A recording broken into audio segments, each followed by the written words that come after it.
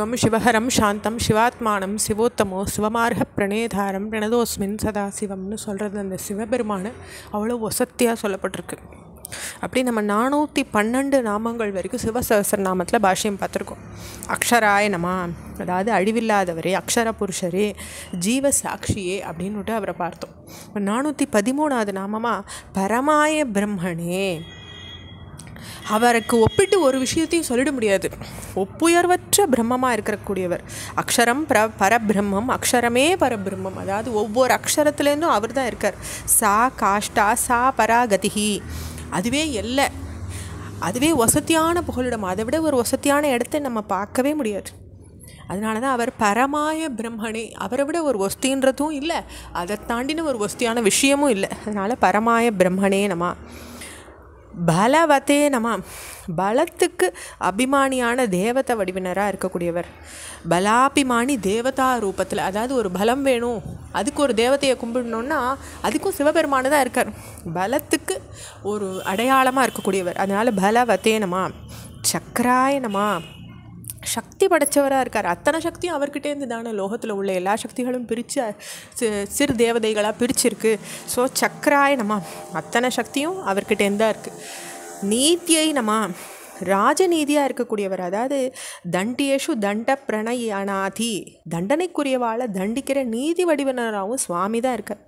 அதனால் அவர் நீத்தியை நம. அநீத்தியை நம, பிறரால் நடத்தப்படாதவர். அதாவது ஒருத்தரை நீ இப்படி இருக்கணும்னுட்டு அவரை சொல்கிறதுக்கு யாரும் இல்லை. அதனால் அநீத்தியை நம. சுத்தாத்மனே நம, பரிசுத்தமான உள்ளம் படைச்சவராக இருக்கார். அவரை விட ஒரு சுத்தமான வஸ்து எதுவுமே இல்லை. சுத்தாத்மனே நம. சுத்தாய நம, களங்கம் இல்லாதவராக இருக்கார். மான்யாய நம, பூஜித்தற்கு உரியவராக இருக்கார். கதாய நம, தோன்றியும் மறைஞ்சு கொண்டும் இருக்கிறவர். அதனால் கதாய நம. பகுப்பிரசாதாய நம, முகுதியும் அருள் புரியவர். அதாவது அவரை விட ஒன்றும் வசதியாக நிறையவா யாராலையும் கொடுத்துட முடியாது. பகு பிரசாதாய நம. சுஸ்வப்னாய நம. சுஸ்வப்னாய நமான்ற நாமம் சிறந்த யோக நித்ரையில் வீற்றிருக்கக்கூடியவர். அதாவது ஸ்வப்னாவஸ்தைக்கு அபிமானியான தைஜசர். அதாவது நம்ம சுஷுப்தா, ஸ்வப்னம் சுஷுப்தா அப்படின்னுட்டு தூக்கத்துக்கு ஒரு நிலைகள் சொல்லப்பட்டிருக்கு. அதில் சுசுப்த நிலைக்கு சுவாமி தான் அப்படி தான் உதாரணமாக இருக்கார். அதனால் அவர் சுசப்னாய நம. தர்ப்பணாய நம, கண்ணாடி போல் இருக்கக்கூடியவர். கண்ணாடியை போல் பிரபஞ்சத்தை தாங்கிட்ட காட்டுறதுக்கு காரணமாக இருக்கக்கூடியவர். விஸ்வம் தர்ப்பண திருஷ்யமான நகரி துல்யம் நிஜாந்தார்த்தகம் பசியந்தாத்மனி மாயையா பகிர்வரோத்னு சொல்கிறது ஸ்லோகம். அப்படி இகம் ஸ்ரீ தக்ஷணாமூர்த்தையேன்றது.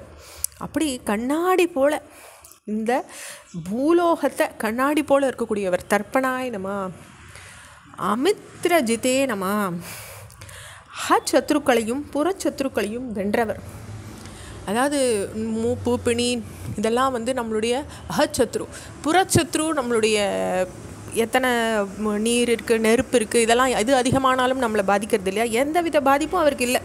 அதனால் அவர் எல்லா சத்ருக்களையும் வென்றவராக இருக்கார். அதனால் அவர் அமித்ரஜிதே நம அப்படின்ற நாமம் வருது அவருக்கு.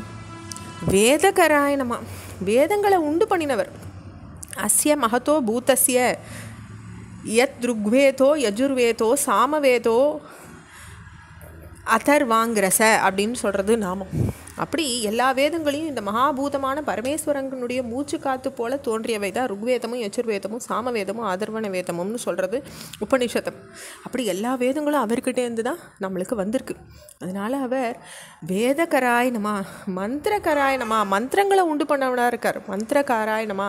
விதூஷே நம, சகல கலா வல்லவராக இருக்கார். சமர்த்தனாய நம, போரில் பகைவர்களை மாச்சுடுறவராக இருக்கார். அவர் போரில் நின்னாக்கா அவர் எதிரை யாரும் ஜெயிச்சுட முடியாது. மகாமேக நிவாசினே நம, பிரளய கால மகாமேகங்களில் வசிக்கிறவராக இருக்கார். அதனால் அவர் மகாமேக நிவாசினே நம. இதோட நம்ம 430 நாமங்களை பூர்த்தி பண்ணிக்கிறோம். ஓம் நம சிவாய.